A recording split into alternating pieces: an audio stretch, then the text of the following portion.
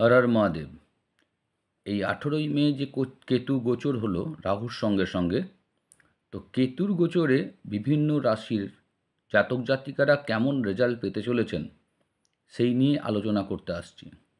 আমি আচার্য উত্তম শাস্ত্রী। নমস্কার। চ্যানেলটি ভালো লাগলে অবশ্যই সাবস্ক্রাইব করুন, লাইক করুন, বেশি বেশি করে শেয়ার করুন। তো প্রথমেই আমরা আসছি যে ঘরটিতে কেতু গোচর করলো সেই ঘরটি নিয়ে আলোচনা। তাহলে আমাদের আসছে কেতু গোচর করেছে, আমরা দেখতে পাচ্ছি কোথায় না, সিংহ রাশির ঘরে কেতু কিন্তু ঢুকেছে এখন। সিংহ রাশিটা কিসের ঘর? রবির ঘর। তাহলে সিংহ রাশির যারা রয়েছেন, কেতুর গোচরটাতে তাদের কেমন যাবে? রাহুর গোচর তো আমি ডিটেলসে আলোচনা করেছি, ঠিক একইভাবে কেতুর গোচরটা নিয়ে আসছি। দেখুন কেতুর গোচরে কি হবে। কেতুর গোচর কিন্তু খুব একটা ভালো রেজাল্ট দেবে না বিভিন্ন রাশি লগ্নের। সেই কারণে কেতুর গোচরটা খুব ভাইটাল, সবাই ভালো করে দেখবেন, তার প্রতিকার করবেন। তো কেতুর গোচরে দেখুন, কেতু যেহেতু রবির ঘরে শত্রুর ঘরে ঢুকছে, তাহলে এটা হচ্ছে সিংহ রাশির 1 নম্বর ঘর, তাই তো? তাহলে 1 নম্বর ঘরে যখন কেতু ঢুকছে তখন কীরকম রেজাল্ট দেবে? প্রথমেই বলে রাখি, আপনাদের বিভিন্ন রকম বিষয় নিয়ে একটা দুশ্চিন্তা মনের মধ্যে ফেলবে। দুশ্চিন্তা, লোকের সঙ্গে বিবাদ, ঝগড়া, ঝামেলা এসবগুলো হবে।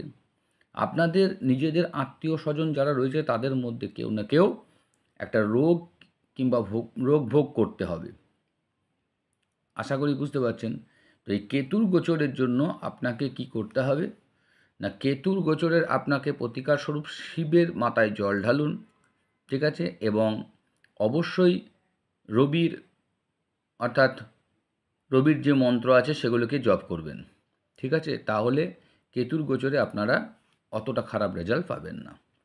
এরপর ধরুন কেতু এই ঘরটায় ঢুকেছে, ঠিক আছে? তাহলে আমি যদি এরপর এই ঘরের নিয়ে আলোচনা করি, অর্থাৎ তাহলে আমার হয়ে গেল কি, সিংহ রাশি লগ্নের কেমন রেজাল্ট পেতে চলেছে সেটা। এরপর আসছি আমরা কন্যা। কন্যা মানে এইখানে যদি আমার অ্যাসেন্ডেন্ট লগ্নটা হয়, তাহলে এইটা যদি লগ্ন হয় তাহলে আমার তখন এইটা হয়ে যাবে কি, এটাই যাবে 1, এটা 2, এটা 3, এটা 4, 5, 6, 7, 8, 9, 10, 11, 12। তার মানে আমি কী বুঝতে পারছি, যে সিংহ রাশির কিন্তু 12 নম্বর ঘরে কেতু ঢুকেছে। বোঝা গেল? সিংহ বলছি, কেতু 12 নম্বর ঘরে কার ঢুকছে না, কন্যা রাশির। কন্যা রাশির 12 নম্বর ঘরে ঢুকছে। তাহলে কন্যা রাশির যারা রয়েছেন তারা কেমন রেজাল্ট পাবেন সেটা একটু দেখে নিই।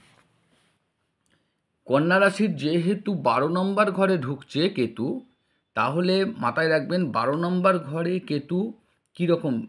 অ্যাকচুয়ালি 12 নম্বর ঘর হচ্ছে কেতুর নিজস্ব ঘর, খুব ভালো রেজাল্ট দেয়, ঠিক আছে?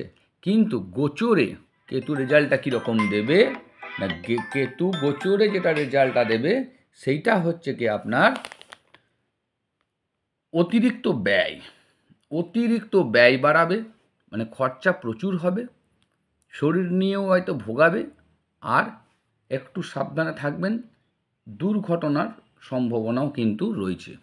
12 নম্বর ঘরে কেতু কিন্তু দুর্ঘটনাও দেয়। তাহলে 12 নম্বর ঘরে যখন ঢুকছে তখন কেতু কিন্তু দুর্ঘটনার সম্ভাবনাও ঘটাতে পারে। এরপর আমরা আসছি, তারপরে ধরুন এইটা অর্থাৎ তুলা, এইটা যদি আমার অ্যাসেন্ডেন্ট হয় অর্থাৎ লগ্ন হয় এটা, তাহলে আমরা এইটাকে এবারে কি ধরবো না, এইটাকে আমরা 1 ধরবো। এইটা যদি 1 ধরি তাহলে এইটা আসবে আমার 12, আর এই ঘরটা আমার আসবে 11, তাই তো? তাহলে কেতু আমার ঢুকছে কোথায়, এইখানে, কার, তুলার কিন্তু এইখানে কেতু ঢুকছে, বুঝতে পারছেন? তাহলে কেতু যেহেতু তুলার 11 নম্বর ঘরে ঢুকছে, তাহলে কেতু 11 নম্বর ঘরে অর্থাৎ একাদশ ঘরে কেতু গোচর হলে রেজাল্ট খুব ভালো দেয়।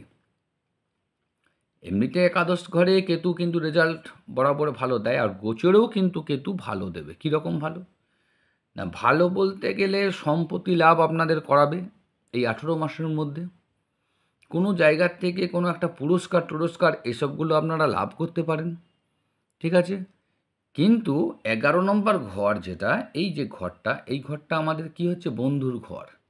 তাহলে বন্ধুদের সঙ্গে বিচ্ছেদও ঘটাবে, ঠিক আছে? বন্ধুদের সঙ্গে কি করবে, বিচ্ছেদও ঘটাবে। কাজেই বন্ধুদের ওইটা নিয়ে অতটা চিন্তা করবেন না। কিন্তু যাই হোক, ভালো কিছু বন্ধু আপনাদের এবছর কিন্তু বিচ্ছেদ হতে পারে। তাহলে যারা রয়েছেন তুলা, লিব্রা, লিব্রা বা তুলা, তাদের কিন্তু এখান থেকে একাদশ ঘরে কেতু মুভ করছে।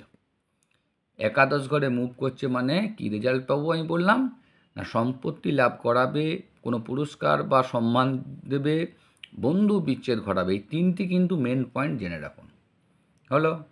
তাহলে এইভাবে আপনারা মোটামুটি আরও ভালো রেজাল্ট করতে গেলে কেতুর ক্ষেত্রে আমি বলবো সবসময় শিবের পুজো করুন, শিবের মাথায় জল দিন, সোমবার ব্রত পালন করুন, এইসবগুলো করুন। দেখুন কেতুর যে খারাপ রেজাল্ট সেটা কিন্তু খুব ভালোই পাবেন। এরপরে আমরা নিয়ে আসব আবার 3টে রাশির। এটাতে আমরা 3টে রাশিকে নিয়ে আলোচনা করলাম। একটা হচ্ছে সিংহ, একটা কন্যা, আর একটা হচ্ছে তুলা। চ্যানেলটি ভালো লাগলে অবশ্যই সাবস্ক্রাইব করুন, লাইক করুন, বেশি বেশি করে শেয়ার করুন। ধন্যবাদ।